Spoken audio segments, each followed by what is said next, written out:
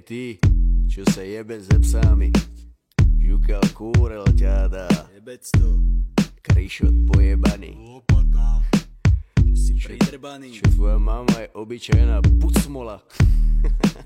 čo sa napínaš. A keď stretnem taký ako ty, zasmiem sa vždy.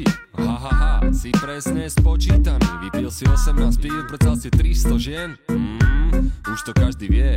Prečo vždy zabúdaš na facky, čo si dostal? Situácie, pri ktorých si sa skoro posral. Nediv sa, že všetci na to reagujú smiechom. Preháňaš ako čerešne s mliekom. A všetky baby, čo ti nedali, nazývaš za ich chrbtom kurvami. Tady.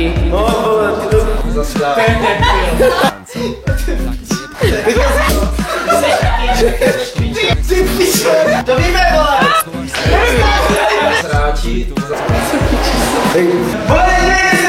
Je to sráč. Čo to je?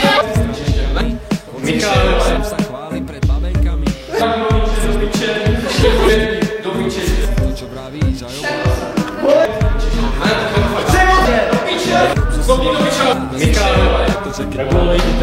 A narubí, všetci zistá, ako si sereš do huby. Ha ha ha ha.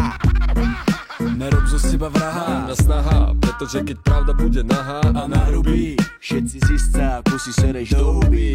Pán O, teda nula z veľký, mesta stelky na krku, moc ľahké šperky, ešte ľahšie fenky, špinavé trenky a v nich tenky. Silné slova, ešte silnejšie vety, za ktoré sa nedá schovať, jak má špinavé pety, smradlavé fety, ostrekané tapety, je pety. Pardon. Zabudol som, že tvoji známi sú tí páni, čo na počkáni lámu chlami. Ty dobre poznáš, že?